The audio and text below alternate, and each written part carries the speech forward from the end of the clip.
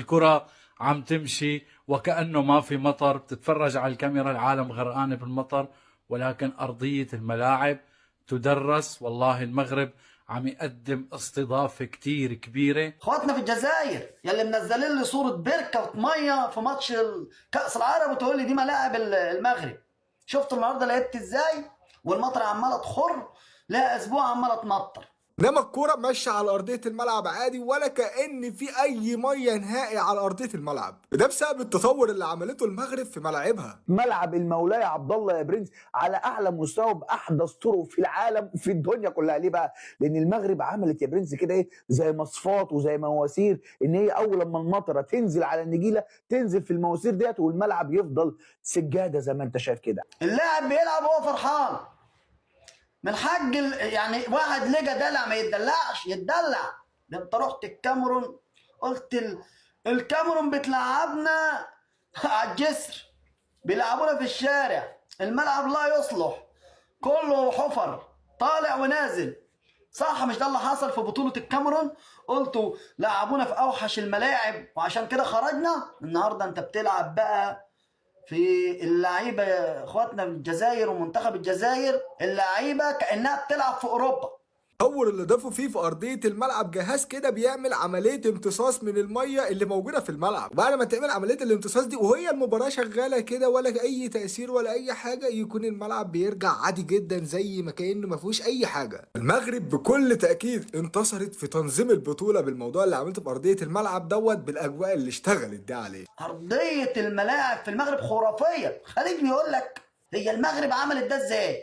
ده مش بس المنتخب بتاعهم اقوى منتخب في العالم، لا، ولا المنتخب اللي جه خد كاس العرب، لا، ده اللي عمل الملاعب عملها ازاي؟ مين اللي عمل الملاعب دي؟ نتذكر مباراة السعودية والإمارات في إطار كأس العرب في قطر، والتي تم إيقافها بسبب الأمطار الغزيرة التي أغرقت أرضية الملعب. كانت هناك تساؤلات ومخاوف من هذه الأمطار من المتابعين في المغرب حول هل تفسد الأمطار التي سقطت طيلة يوم الافتتاح في مدينة الرباط، هل تفسد حفل الافتتاح والمباراة الافتتاحية بين المغرب وجزر القمر.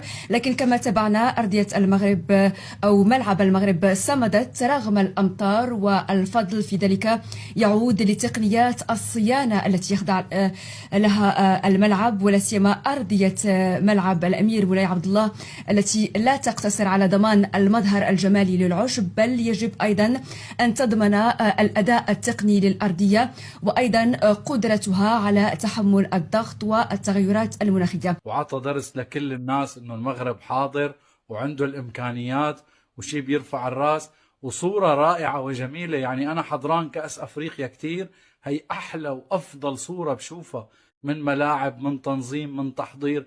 ملاعب جديدة ومرتبة، شاغلين بشكل كتير كبير. تستاهلوا انه الواحد يطلع يقلكن برافو ومبروك عليكم، وشكرا المغرب على هيك بطولة جميلة واضحة. حضرنا 4-5 مباريات ب4-5 ملاعب مختلفة، وال4-5 ملاعب توب، والمغرب ديما توب. قلت وشكرت قبل كده في الملعب الجديد، وده الملعب الاولمبي اللي هو الملعب القديم، نفس الفكرة. ونبقى مبسوطين لما تبقى ملاعبنا بطريقة كويسة والتصريف بتاعها كويس. لما الامطار تستمر يا جماعه من الساعه 12 الظهر لغايه دلوقتي وما لاقيش الملعب فيه اي حاجه كده، اللعيبه لعبت والدنيا جميله وخرجوا من الملعب والدنيا لسه بتمطر وما زال الملعب ما تاثرش بالامطار. ملعب صغير صحيح، الملعب الاولمبي في الرباط، لكن ملعب رائع جدا جدا، لم يتسبب في اي تعطيل. الدنيا ماشيه كويس. الامطار والاجواء صعبه جدا شويه في الرباط، الجو يا جماعه صعب، انا مش متعود على السقعه دي في المغرب. كامل راهم بالدهشه. علاش؟ 4 سوايع في الشتاء وقال لك التيران ما تاثرتش، وانا بحثت في الامر وشفت قلت كيفاش ومنا 4 سوايع عمي.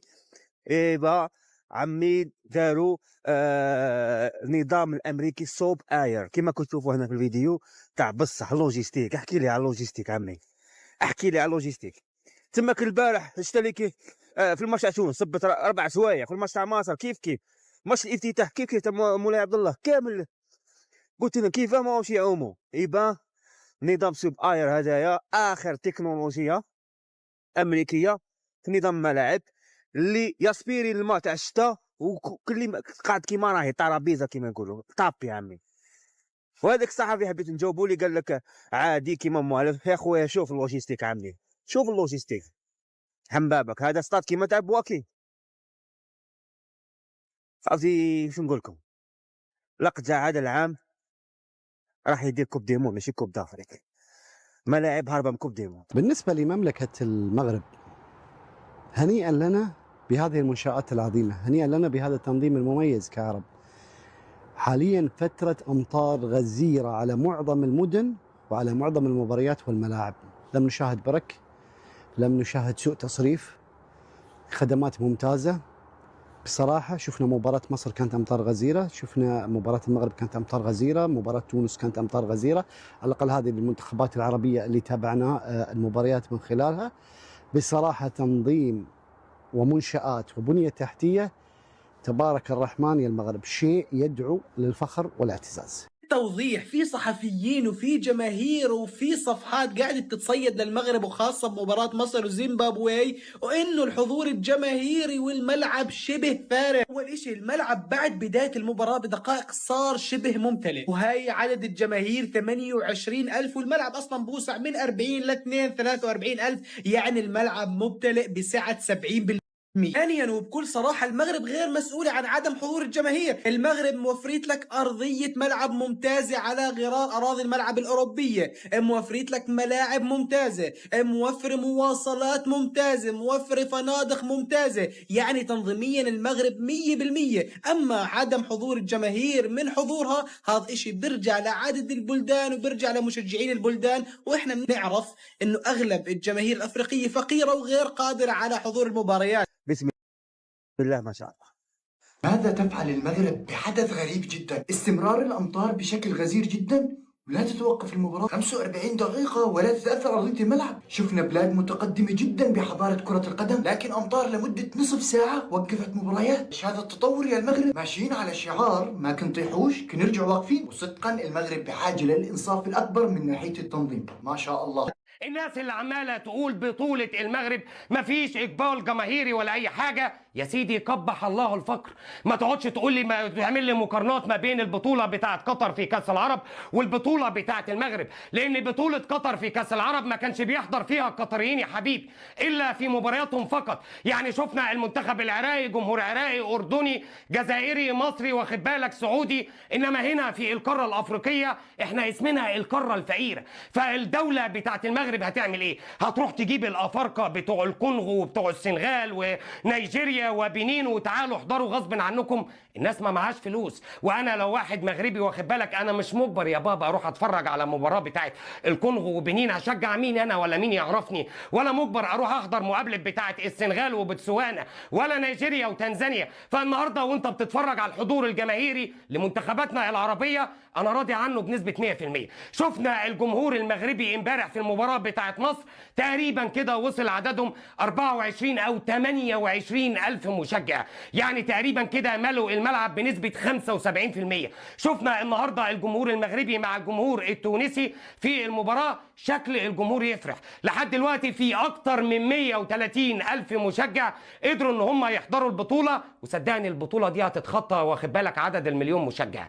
فانا بقى مش عايزين نقعد نزايد على بعض ونقعد نقول اصلك مش عارف الجمهور واصلك البطوله واخد بالك معلهاش اقبال وبتاع. اتفرج على التنظيم الجميل اللي عمله دوله المغرب، اتفرج على مستوى الملاعب رغم ان الامطار ما بتبطلش، ولكن في اجهزه صرف واخد بالك ذكيه بتقدر تشفط واخد بالك الميه من الارضيه وتلاقي ان الكره بتمشي ولا اي حاجه. يعني المطر والاجواء اللي موجوده في المغرب ما قدرتش ان هي تفسد متعه كره القدم. انت بتتفرج على كل حاجه تمام، والناس تصوير جميل، حضور جميل، وكل حاجه تنظيم رائع جدا. شفنا الملاعب كلها بسم الله ما شاء الله، ملاعب هي الاجمل في القاره الافريقيه. اتمنى الجماعه بتوع انا اعترض اذا انا موجود، حضرتك لو مش هتعرف تقول كلمه حلوه وسع كده وسيب غيرك يقولها. امانه ربنا يا جماعه احنا بنحضر كاس هيبقى تاريخي في التنظيم بتاعه، يعني بغض النظر عن دول شمال افريقيا، مصر، تونس، جزائر، المغرب، لكن قليل جدا ان انت تلاقي في قاره افريقيا عموما ملاعب كويسه تسمح ان البطوله تتلعب عليها. واعتقد بطوله الكاميرون بتاعت 2021 تثبت ان كلامي صح، لان الملاعب كانت حاجه بسم الله ما شاء الله، يعني حقل بطاطا.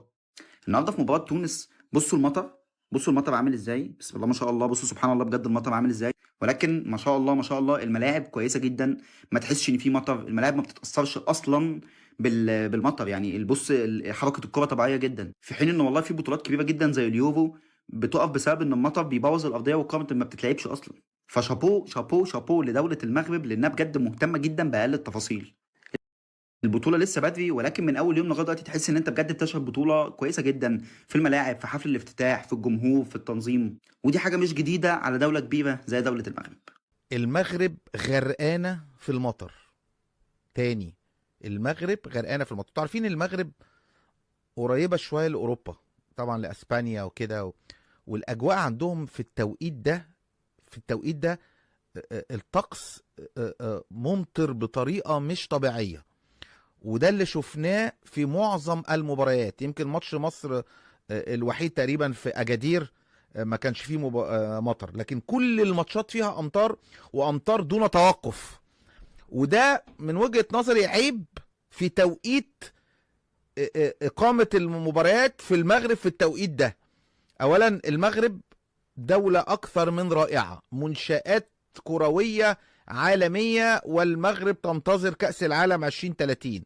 الفنادق مفيش احلى من كده، البلد مفيش اجمل من كده، شعبها وشعب مضياف وناس مفيش احلى من كده، حابين للكرة مفيش احلى من كده. لكن معظم المباريات بتقام في اوقات العمل، وبالتالي هتلاقوا ملاعب كتيرة الملاعب فاضية، ماتشات هتلاقوها فاضية من الجماهير، الا في مباريات قليلة جدا ممكن للمنتخبات العربية او طبعا المغرب او كده، وما تكون المباريات الساعة 10 بالليل.